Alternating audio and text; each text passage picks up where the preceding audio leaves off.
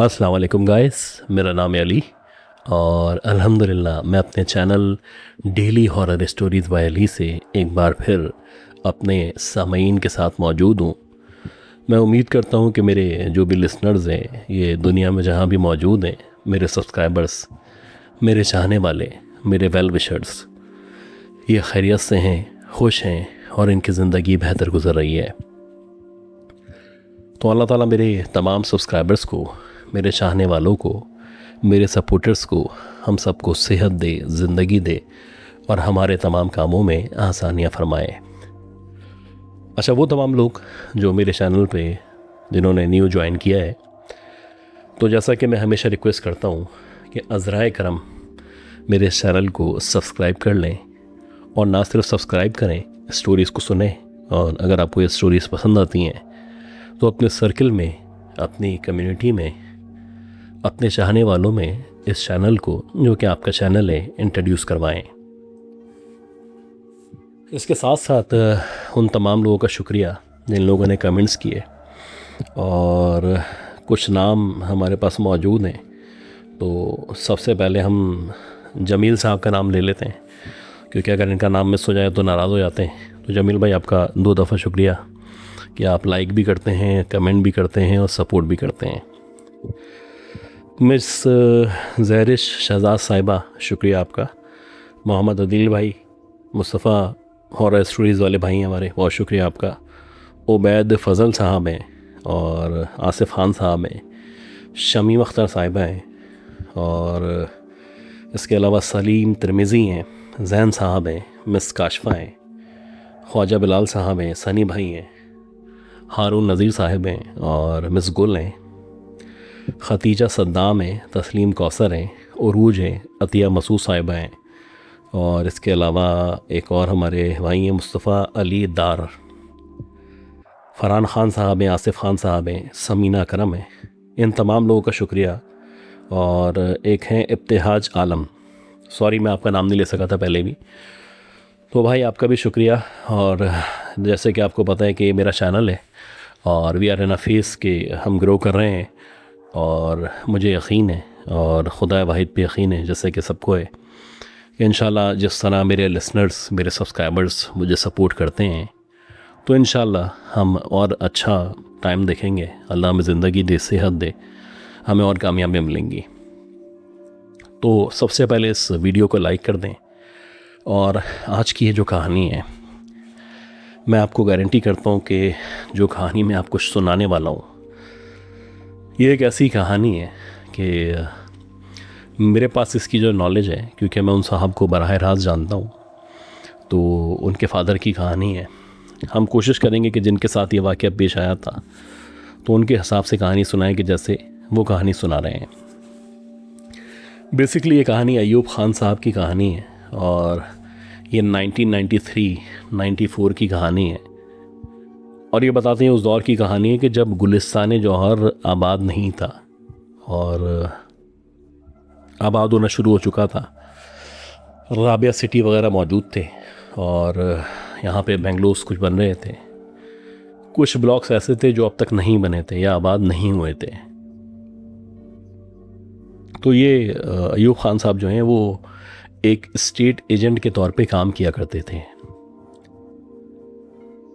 अब ये जो स्टेट एजेंट होता है, जैसे कि आज का जो स्टेट एजेंट है ये भी बहुत होशियार है, अक्लमंद है माशाल्लाह। तो इनका काम होता है कि घरों को सेल करना, परचेज़ करना, किराए पे चढ़ाना, और इनका काम बातें बनाना भी होता है बड़े अदब के साथ। तो ये होता है, हमारी सोसाइटी है और इस काम में सबसे ज़्यादा झूठ बोला जाता है।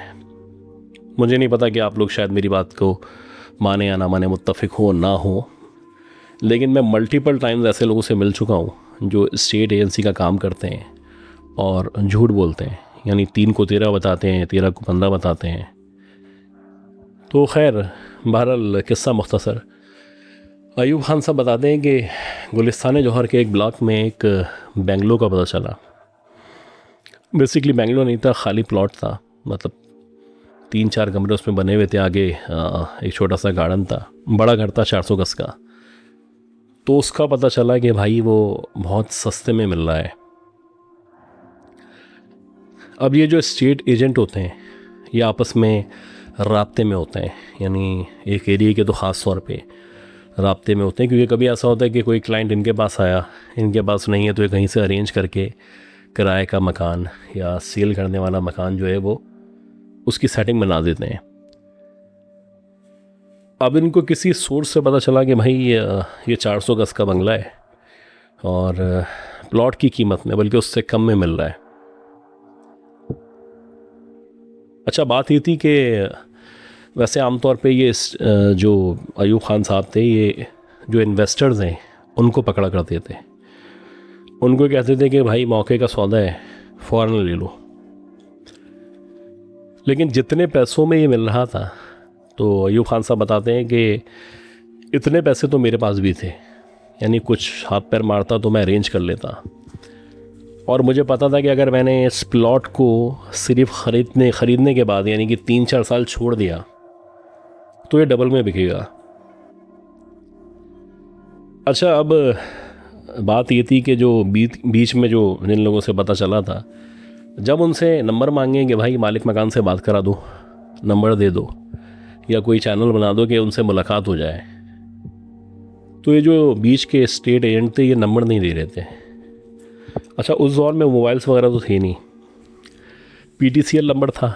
और अब क्योंकि बेंगलो खाली पड़ा हुआ था तो बस ये था कि जो सुना था कि भाई इसका जो मालिक है और वो यहाँ पे मौजूद नहीं है, बैरून मुल्क में रहता है और उसका भाई उसके बिहाफ पे डील कर रहा है, तो जाहिर सी बात है बहुत सारी चीज़ें और जहन में आती हैं कि भाई हो सकता है कि अगर उसका ब्रदर या उसका भाई डील कर रहा है तो कुछ और कहानी हो कि मालिक बाहर हो और ये बेच रहा हो, फाइल इसके पास हो, कुछ भी हो सकता है, शायद इसीलिए सस्ता मिल रहा है। तो ये बहुत सारे सवालात थे जो जहन के अंदर मौजूद थे। खैर, काफ़ी कोशिश के बाद एक PTCL नंबर पता चला इनको, और जिस दौरानी में इनको ये PTCL नंबर का पता चला तो ये उधर के सामने यानी उस बेंगलोर के 3-4 चक्कर लगा चुके थे बाहर की तरफ से, ताला पड़ा हुआ था, बस सामने से गुजरते थे, देखते थे और सोचते थे कि काश मैं इसको ख़रीद सकूं। खैर, एक PTCL नंबर मिला और उन साहब से रब्ता किया तो उन्होंने कहा कि हाँ भाई, ये मेरे भाई का प्लॉट है और ऐसा ही है कि वो बैरून मुल्क गया हुआ है और हम इसको बेचना चाहते हैं। बेसिकली बंगला तो बना हुआ है लेकिन क्योंकि पुरानी कंस्ट्रक्शन है, 30-40 साल पुरानी, तो इसको प्लॉट ही कंसीडर करें आप, हम इन पैसों में ही बेच रहे हैं जो आपने सुने। अब इनके कान खड़े हो गए। इन्होंने फ़ोन के ऊपर जो भी बेसिक बातचीत थी वो की,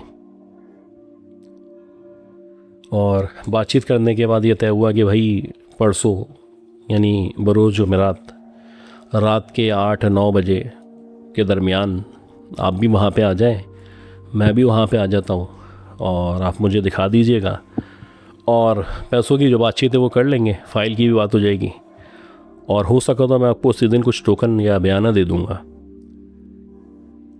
अब ये सारी बातें तय हो चुकी थी। अयूब ख़ान साहब बताते हैं कि मैं बड़ा एक्साइटेड था, मौके का सौदा था और उस दौर में भी मुझे लाखों की बचत नज़र आ रही थी। अब तो आप कह सकते हैं कि शायद करोड़ों का फ़र्क होता, क्योंकि 400 गज़ के बेंगलुरु तो आपने देखा होगा जौहर में क्या वैल्यू है इनकी। खैर, किस्सा मुख्तसर तो ये बताते हैं कि मैं जुमेरात को बेचैनी के आलम में ठीक 9 बजे यानी जब इशा की नमाज़ हो चुकी थी, सर्दी हो रही थी, मैं वहाँ पे पहुँच गया। अब इर्द गिर्द का जो एरिया था वो खामोश था, कुछ बेंगलोज बने थे, ज़्यादातर खाली थे, आबादी ना होने के बराबर थी और ज़्यादातर हिस्सा खाली था। अब मैं जब वहाँ पे पहुँचा तो मुझे अंदर से दरवाज़ा खुला हुआ दिखाई दिया। अब जब मैंने देखा कि दरवाज़ा खुला हुआ है तो मेरे जहन में आया कि हो सकता है कि भाई मालिक मकान मुझसे पहले आ गया हो और पहले आने के बाद उसने दरवाज़ा खोल के अंदर जाने की कोशिश की और चला गया हो। अब मैं दरवाज़े के पास आया ऐसा ऐसा करके, और दरवाज़े के पास आया तो दरवाज़ा अंदर से खुला हुआ था और सामने गार्डन दिखाई दे रहा था, यानी सामने पार्क नुमा हिस्सा मौजूद था। और वहाँ पे एक चारपाई बीच में पड़ी हुई थी और चारपाई के ऊपर एक खातून बैठी हुई थी, एक औरत बैठी हुई थी। और ये जो औरत थी, जैसे कि घर के अंदर ख़वातीन रहती हैं, दुपट्टा वगैरह नहीं पहनती, आज़ाद घूमती हैं, तो वैसे ही माहौल था। घर के अंदर थी, जाहिर सी बात है, उनका अपना घर था और अंदर बैठी हुई थी, पलंग के ऊपर बैठी हुई थी और सफ़ेद कलर का बहुत गंदा सा लिबास पहना हुआ था और बाल उनके खुले हुए थे। अब इन्होंने थोड़ा सा झांका और जब इन्होंने देखा कि यार लाइट भी नहीं है अंदर और जितनी रोशनी चांद की या दिखाई दे रही है या जो भी बाहर से रोशनी आ रही है, उसमें ये पता चल रहा है कि औरत बैठी हुई है सामने। अब मैं अंदर जाऊं ना जाऊं, ये कन्फ्यूजन थी। और इसी कन्फ्यूजन में 10, 15, 20 सेकंड तक का तवक्कुफ़ किया और फिर मेरे दिल से बेख्तियार निकला कि आंटी, मैं मकान देखना चाहता हूँ, तो मैं अंदर आ जाऊँ? अच्छा, उस औरत ने ना बस ऐसे करके इनकी तरफ देखा। अंधेरा हो रहा है, उसका चेहरा वगैरह कुछ दिखाई नहीं दे रहा, बस वो इनको देख रही है। अब इनकी समझ नहीं आ रहा कि क्या चक्कर है भाई, ये जवाब नहीं दे रही। खैर, इन्होंने बड़ा गलत इनिशिएटिव लिया जो नहीं लेना चाहिए था। ये बताते हैं कि मैं सीधा अंदर चलना शुरू हो गया। ऐसा ऐसा मैं अंदर की तरफ जा रहा था और मैं पलंग की तरफ बढ़ता चला जा रहा था। अब जैसे जैसे मैं पलंग के पास जा रहा था तो उनका वजूद, उनका चेहरा, उनके कपड़े नुमाया दिखाई दे रहे थे और ऐसा लग रहा था कि बहुत ही कोई डार्क कॉम्प्लेक्शन की खातून है, बहुत ही कोई काला कलर था उनका। और उसके बाद उसके जो बाल थे वो इस तरह बिखरे हुए बड़े बड़े बाल थे। दुपट्टा उन्होंने पहना नहीं था, कपड़े बहुत गंदे, बहुत ही घिसे पिटे कपड़े थे। ऐसा लग रहा था जैसे जगह जगह से फटे हुए कपड़े हैं। अजीब बात ये थी कि उनकी आंखों में एक अजीब सी चमक सी मौजूद थी कि अंधेरे में भी उनकी आंखों से रोशनी निकलती हुई महसूस हो रही थी। ऐसा लग रहा था स्पार्क कर रही हैं। अब क्या हुआ कि मैं उनके करीब पहुंचा और एक डिस्टेंस पे तकरीबन 8 फीट 10 फीट के फासले पे मैं रुक गया। मैंने कहा कि खाला, मैं ये मकान देखना चाहता हूँ और मेरी फ़ला फ़ला साहब से बात हुई थी और उन्होंने मुझे 9 से 10 का टाइम दिया था, तो क्या वो यहाँ पे आए हैं? अच्छा, अब मैंने उनसे ये सवाल किया और बजाय इसके कि वो इस सवाल का जवाब देती, उन्होंने एकदम से गुस्से से मेरी तरफ देखना शुरू किया। अब जब उन्होंने मेरी तरफ देखना शुरू किया तो उनकी आंखें, ऐसा लग रहा था कि स्पार्क तो मौजूद है लेकिन आंखों में एक अजीब सी जो है ना लाल सी रोशनी दिखाई दे रही थी। ऐसे शदीद गुस्से में मुझे देख रही हैं और उनको मेरी ये बात पसंद नहीं आई है। मैंने दोबारा से पूछा कि खाला, मुझे बताएं कि वो यहाँ पे आए हैं या आप बताएं कि आप कौन हैं। जब मैंने ये इसरार किया और उनका आंसर लेना चाहा तो वो कहने लगी कि भाई, थोड़ा उनकी आवाज़ इस तरह की है, ये नाक से बोलनी है कि भाई मेरी बात सुनो और इस तरह करके ना, तुम जो भी हो बस यहाँ से चले जाओ। ये हमारा घर है, यहाँ पे हम रहते हैं और इस घर को ना कोई बेच सकता है ना कोई ख़रीद सकता है और हम यहाँ 40 साल से रह रहे हैं। तुम्हें जो उसने झूठ बोल के बुला लिया है ना, वो इस घर को बेच नहीं सकता। अगर तुम ख़रीद भी लोगे तो तुम्हें हम यहाँ पे रहने नहीं देंगे। अच्छा, ये कहने के बाद वो ऐसे ऐसे करके हिलने लगी जैसे ना, और फिर हंसने लगी ज़ोर ज़ोर से। अब इनको थोड़ा सा अजीब लगा कि यार ये अंधेरा गार्डन, खाली घर जो कि काफ़ी अरसे से खाली है और कम पैसों में मिल रहा है, तो ये औरत कौन है आखिर। इसी दौरानिए में वो औरत खड़ी हुई और जब वो खड़ी हुई तो खड़े होने के बाद वो पलटने के बाद उसने जहाँ अंदर टूटे हुए कमरे मौजूद थे उस तरफ चलना शुरू कर दिया। ये बता दें कि जैसे ही इस औरत ने उतरने के बाद उस तरफ चलना शुरू किया है तो उसके जो पाँव थे वो तो एक उल्टे पाँव थे, और दूसरी बात ये थी कि वो जैसे चल रही थी, अब ऐसा लग रहा था कि चलते चलते उसका कद बढ़ता चला जा रहा है।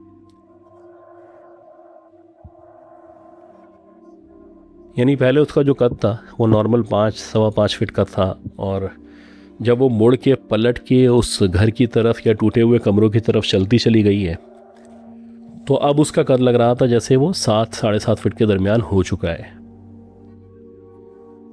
अब मुझे थोड़ा सा अंदाज़ा हुआ कि उस साथ मामला गड़बड़ है। मैं वहाँ से फ़ौरन पलट के सीधा गेट से बाहर आया, और जो भी अपनी बाइक थी, साइकिल जो भी थी, मैंने उसको स्टार्ट किया और वहाँ से सीधा अपने घर की तरफ रवाना हो गया। घर पहुँचा, घर में मेरी हालत ख़राब, जिस्म में शदीद दर्द, सर्दी लग रही, बुखार चढ़ गया। अब घर वाले अलग परेशान कि भाई क्या चक्कर है, एकदम से क्या हो गया, क्या कहाँ से आ गए, क्या खा लिया, क्या पी लिया। घर वालों का जो एक इन्वेस्टिगेटिव नेचर होता है, तो जैसा उनका ख्याल होता है, बेचारे घर वाले होते हैं, मोहब्बत करते हैं, तो वैसे ही सवालात ख्यालात उनके जहन में मौजूद थे, और वो पूछ रहे थे भाई कहाँ से आए हो, क्या हो गया है। अच्छा, मेरी आवाज़ भी नहीं निकल रही, मैं बस इशारा कर रहा हूँ कि जैसे वहाँ गया था, ये नहीं बता पा रहा कहाँ गया था, किससे मिला, क्या देखा। खैर, घर वालों ने, अम्मी ने ख़ास तौर पे काफ़ी दम दरूद किया और मेरी आँख लग गई।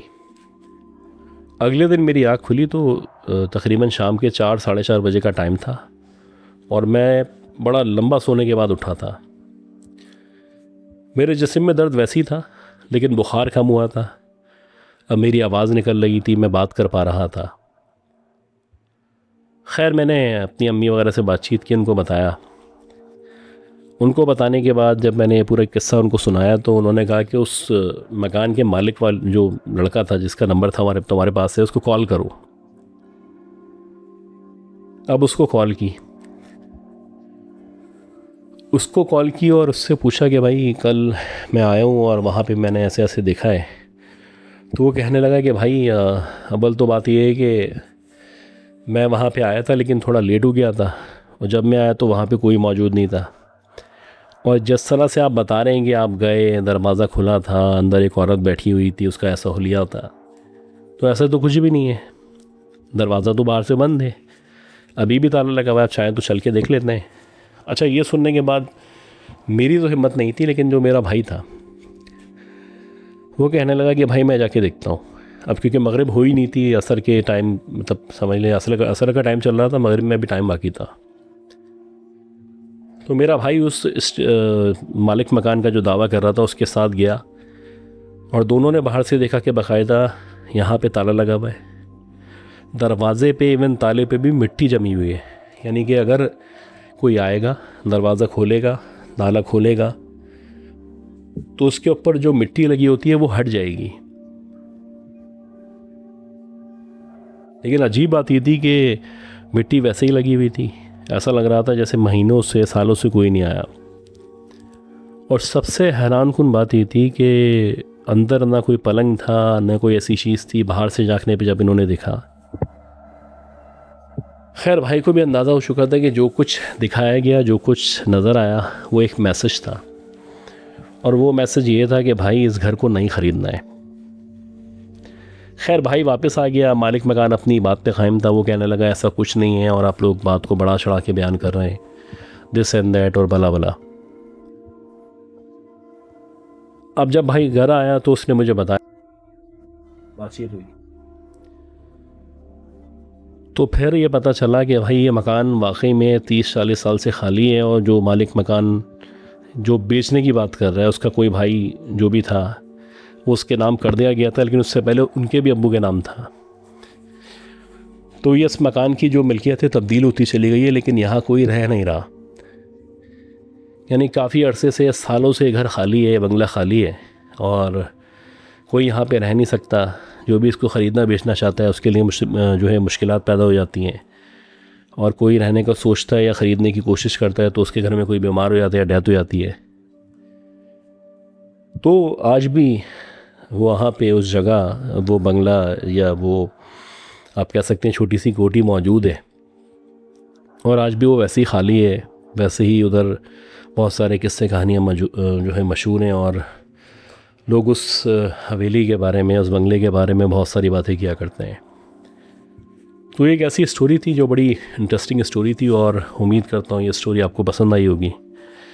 तो स्क्रीन पे व्हाट्सएप नंबर मौजूद है। अगर आप अपनी कहानियाँ शेयर करना चाहते हैं तो आप अपनी आवाज़ में रिकॉर्ड करके शेयर कर सकते हैं, या लिख के भेज सकते हैं, जैसे आपको आसानी हो। बॉटम लाइन ये है कि मुझे आप सपोर्ट करें और इसी तरह मोहब्बत करें जिस तरह आप करते हैं। तो प्लीज़, अगर आपने अभी तक इस वीडियो को लाइक नहीं किया तो लाइक कर दें, कमेंट्स करें। कमेंट्स और लाइक बहुत इंपॉर्टेंट हैं, जितने व्यूज़ हों उतने कमेंट्स हों। और इसके साथ साथ ये है कि मैं चाहता हूँ कि अपने सर्कल में इस चैनल को इंट्रोड्यूस करवाएं। अगली स्टोरी तक के लिए अपना ख्याल रखिएगा। दुआ करें कि अल्लाह ताला मुझे, यानी सैयद उमैर अली को, मेरी फ़ैमिली को, मेरे इन तमाम सब्सक्राइबर्स को, मेरी इस यूट्यूब फैमिली को सेहत दे, ज़िंदगी दे और हमारे कामों में आसानियाँ फरमाएँ। अल्लाह हाफ़िज़।